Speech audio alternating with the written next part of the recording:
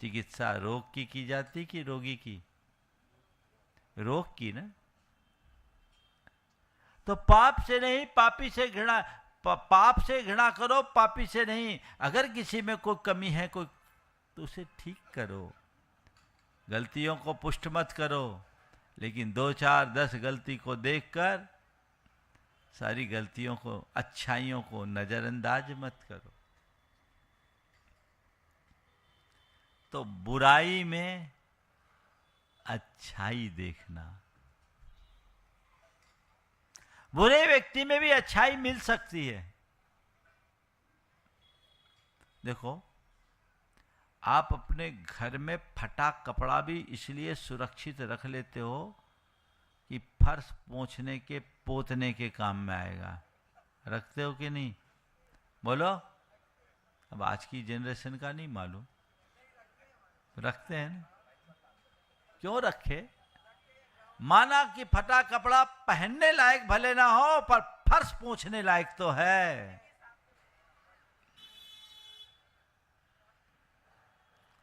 तो कोई व्यक्ति कितना भी पतित क्यों ना हो, कहीं ना कहीं काम का हो सकता है, ये दृष्टि अपने अंदर होनी चाहिए। अगर हमने अपना इतना माइंडसेट बना लिया, जीवन का काया पलट। आप लोग क्या करते हैं? बहू आ गई, कोई काम की नहीं है, 8 बजे तो नीचे उतर के आती है, कभी हमको खाना भी नहीं परोसने की बात करती, कुछ सुनती ही नहीं है ना? रात दिन तो इधर उधर में ही लगे रहती है। बेटा भी उसके चक्कर में फंस गया है, इनको तो डेली क्लबों में जाना है, इधर जाना उधर जाना। अरे, इतनी सारी बातें करके क्या आप अपनी बहू को अनुकूल बना पाओगे? बोलो, बना पाओगे? नहीं बना पाओगे। बहू को तो अनुकूल बनाओगे, अनुकूल बनाने में सफल होगे नहीं, यानी बहू तो प्रतिकूल रहेगी सो रहेगी, खुद को भी आप प्रतिकूल बना लोगे, घोर असंतोष के शिकार हो जाओगे और रोज खिंचातानी मचेगी।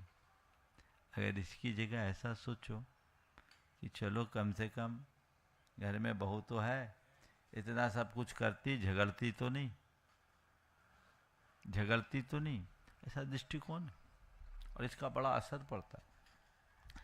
मेरे संपर्क में एक के साथ ऐसा हुआ। सासू बहुत धर्मात्मा, आचार से, विचार से, व्यवहार से पॉजिटिव और पोलाइट। बहू आई एकदम विपरीत, सासू व्रती। लेकिन आज की जो बहू होती है जैसी आधुनिक वैसी आई। आने के बाद वही 9 बजे नीचे आना, और आज की जिस तरह की शुद्धि आदि की व्यवस्था वो करना,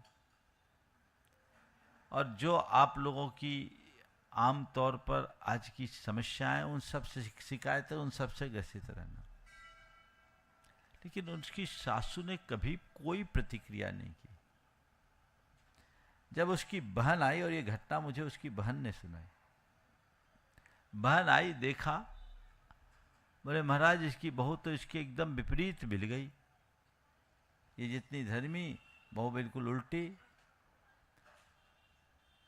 केवल मंदिर जाती है वो भी 11 बजे जाती है, और पूरी कहानी सुनाई, महाराज ऐसा ऐसा है, सब काम इसको अपने से करना होता है।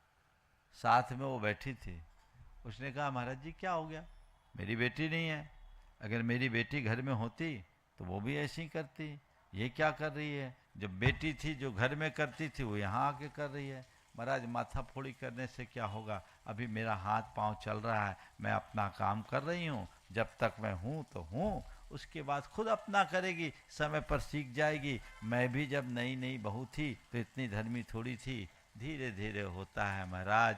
मैंने तो आपसे एक ही बात सीखा है, शिकायतें करने से कुछ नहीं मिलता, अच्छाई देखने से लोग आगे बढ़ते हैं। कितनी उदात्त दृष्टि। और आपको बताऊं, इसका परिणाम भी निकला। उनने अपनी बहू के साथ बिल्कुल बहुत ही शालीन व्यवहार किया, और एक दिन धीरे से कहा बेटा तू सब कुछ करती है, एक काम किया कर, तू आधा घंटा मेरे पास बैठा कर, मेरे साथ स्वाध्याय किया कर। अपन थोड़ी देर बस केवल स्वाध्याय करें। और दोनों सास बहू रोज स्वाध्याय करना शुरू कर दी। उसके संबोधन का तरीका अनूठा, बात सीधे हृदय में लगती।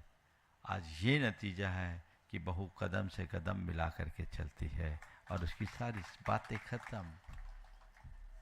ये क्या है? बुराई में अच्छाई देखने का नतीजा। आप ऐसा कर सकते हैं। ये केवल बहू और सास की बात नहीं कि उल्टा भी होता है।